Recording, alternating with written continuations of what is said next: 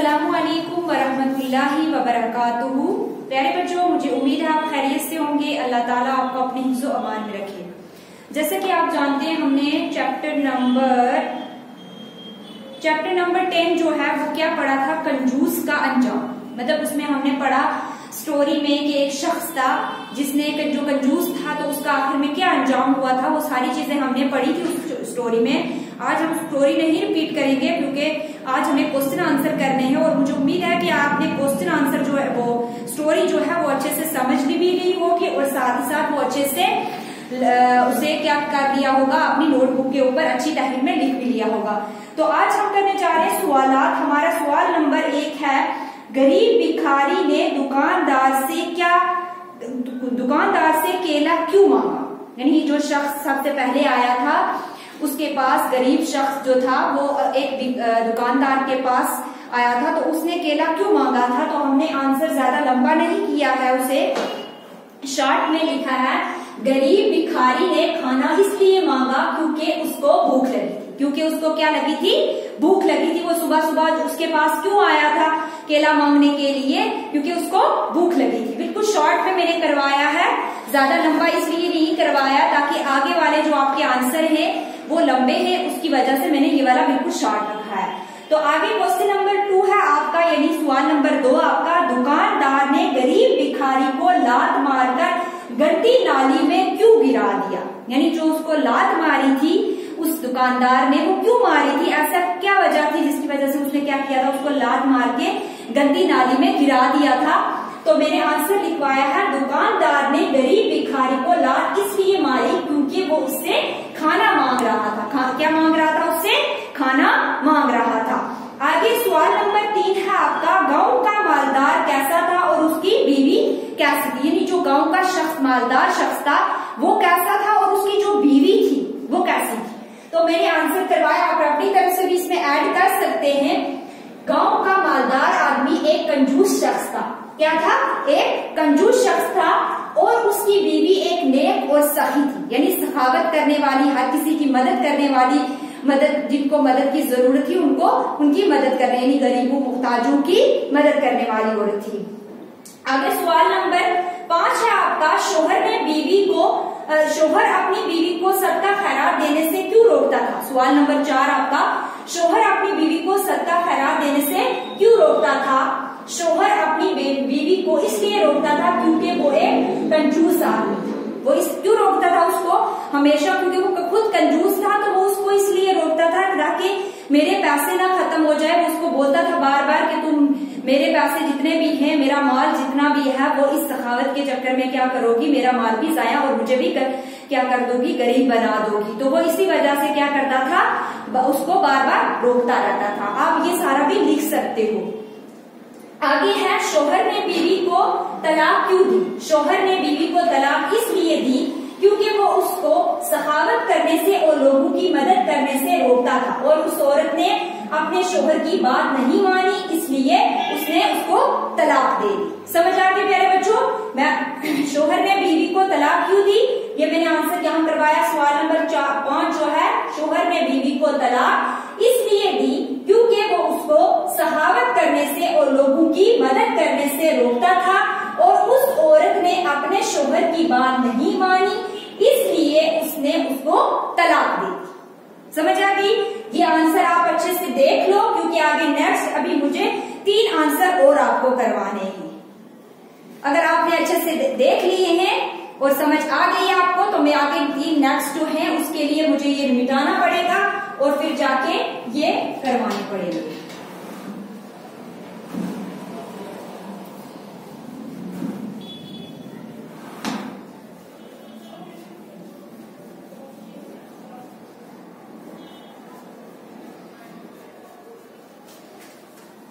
जो भी मैं आंसर आपको करवा रही हूँ, इन्हें आपने अपनी बुक के ऊपर भी अच्छी तहरीर में लिखने हैं और साथ ही साथ अपनी नोटबुक के ऊपर भी अच्छी तहरीर में लिखने हैं और फिर उसके बाद क्या करना है, इन्हें जुबानी लर्न करना है। समझ आ रही है आपको। और स्टोरी मत भूलें, स्टोरी जब तक आप नहीं लिखोगे तब तक आपको कोई भी आंसर जो है वो समझ में नहीं आएगा कि आप कौन सा आंसर क्या कर रहे हो। आपकी स्टोरी में ही सारे आंसर हैं। आपकी स्टोरी पे, हालांकि मैंने यहाँ बिल्कुल शॉर्ट करके ये आंसर करवाए हैं, आप अपनी तरफ से, अगर आप स्टोरी को अच्छे से पढ़ चुके हो तो आप अपनी तरफ से और भी चीजें ऐड कर सकते हो इसमें। सवाल नंबर 6 आपका, मैके जाकर उस औरत ने किसके साथ दूसरी शादी की। हमने पढ़ा था कि जो उसने शादी उस शख्स के साथ की थी जो वहां एक नेक शख्स आया था, उसके साथ उसने शादी की। तो हम जवाब क्या लिखेंगे,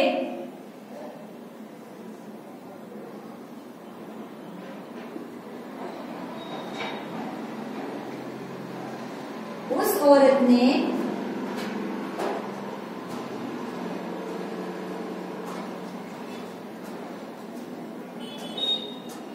मैके जाकर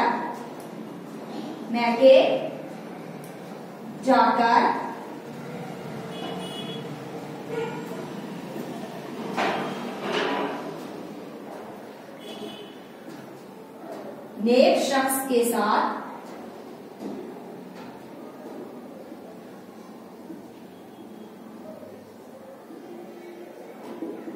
शादी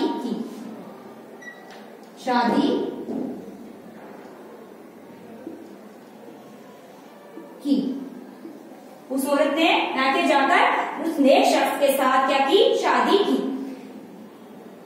नेक शोहर के घर में औरत ने फकीर को पहचाना तो क्यों रोने लगी। यानी जब वो दूसरे शोहर के घर में खुशी के साथ रह रही थी तो वहां एक भिखारी आया था, एक गरीब शख्स आया था, फकीर आदमी आया था मांगने वाला, तो वो उसको पहचान कर रोने क्यों लगी थी, ऐसी क्या बात थी। तो हम लिखेंगे यहां जवाब इसका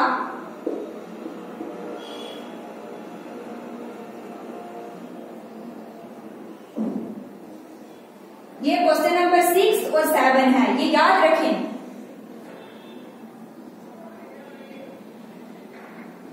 क्योंकि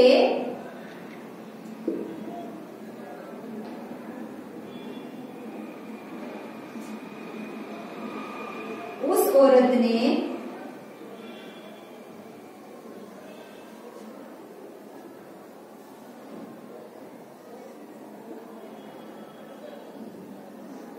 उस फकीर को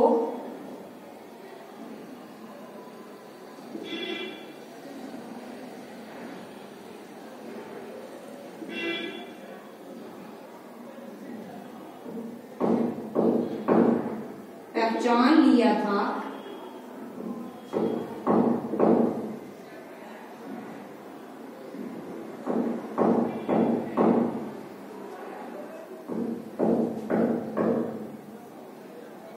वो फकीर शख्स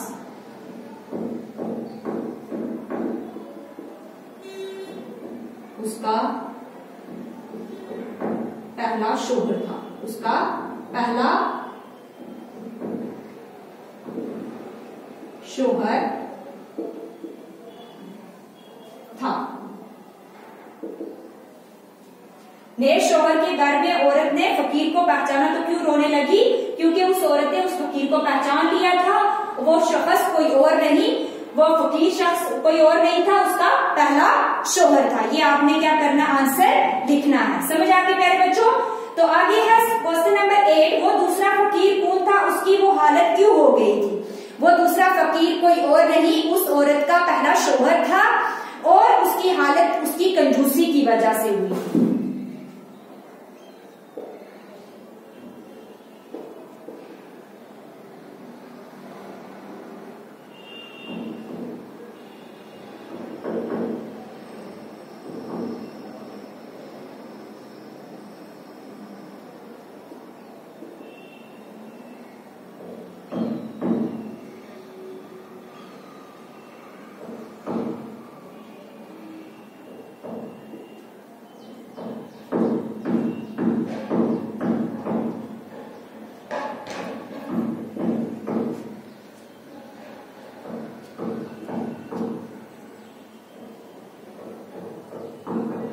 और उसकी हालत उसकी कंजूसी की वजह से हो गई थी, और उसकी हालत उसकी कंजूसी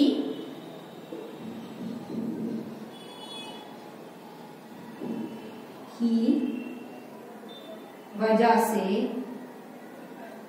हो गई थी। समझ आ गई? ये आपने 8 क्वेश्चन आंसर क्या करने हैं, अपनी बुक के ऊपर भी करने हैं, नोटबुक के ऊपर भी करने हैं, और साथ ही साथ इन्हें क्या करना है, अच्छे से लर्न भी करना है। समझ आ गई प्यारे बच्चों? तो आगे दी गई खाली जगहों को पूर्ण कीजिए। पुराने जमाने में डैश गांव में एक मालदार आदमी रहता था। ये सारे आपने क्या करने, यहाँ तक फुलफिल करने हैं खुद ही। और आगे है दिए गए जुमलों के सही जवाब पर टिक का निशान लगाए। किसने कहा था, इस पर मुझे पुरानी कहानी याद आ गई। शाजिया ने, अहमद ने, या मास्टर साहिब ने? तो किसने कहा था? मास्टर साहिब ने। गांव का मालदार आदमी कैसा था, फजूल खर्च, कंजूस या चालाक? तो क्या था इसका? कंजूस। कंजूस की बीवी कैसी थी? सखी। कंजूस ना सखी ना कंजूस, सखी थी। आगे कवायद सीखिए। आपके सबक में अमीर, गरीब, मोहताज वगैरह इस्तेमाल हुए हैं। ये ऐसे अल्फाज हैं जिनको कवायद में सिफ्त कहते हैं। सिफ्त वो कलिमा है जिससे इसम की कोई हालत मालूम हो। सिफ्त वो कलिमा है जिससे इसम की हालत जो है वो मालूम होती है। गरीब होना एक इंसान की सिफ्त है, अमीर होना भी सिफ्त है, कंजूस होना भी क्या है, एक सिफ्त है। सखी यानी सखावत होना, सखावत भी क्या है, अमीर लड़का, छोटी कुर्सी, खूबसूरत कलम, इसमें क्या है, अमीर लड़का, अमीर होना एक सिफ्त है, छोटी होना भी एक सिफ्त है, खूबसूरत होना। इन मिसालों में लड़के की सिफ्त अमीर होना, कुर्सी की सिफ्त छोटी होना, और कलम की सिफ्त खूबसूरत होना, ये क्या है, कवायद में इसे क्या कहते हैं, सिफ्त कहते हैं। इसे क्या कहते हैं, सिफ्त। ज़ैल में दिए गए इसमों के साथ उनकी असली सिफ्त मिलाकर लिखिए। ऊंचा, गहरा, मीठा, आसमान, पहाड़, पानी, नीला, आम, आदमी, बूढ़ा। यहाँ एक दूसरे की जो सिफ्त है वो आपने क्या करनी है, यहाँ तक लिखनी है। समझ आ गई प्यारे बच्चों? ये आपने खुद करने हैं, क्योंकि ये वाले मैंने आपको पीछे समझा दिया कि सिफ्त किसे कहते हैं। सिफ्त जो है वो किसे कहते हैं वो मैंने आपको करवा दिया। अब आपको ये वाले खुद करने हैं, और साथ ही साथ ये जो मैंने क्वेश्चन आंसर करवाए इन्हें जुबानी लर्न करना है, और साथ ही साथ इसे अपनी नोटबुक के ऊपर अच्छी तहरीर में लिखना है। तो प्यारे बच्चों आज के लिए इतना ही। अल्लाह हाफिज, फी मानी।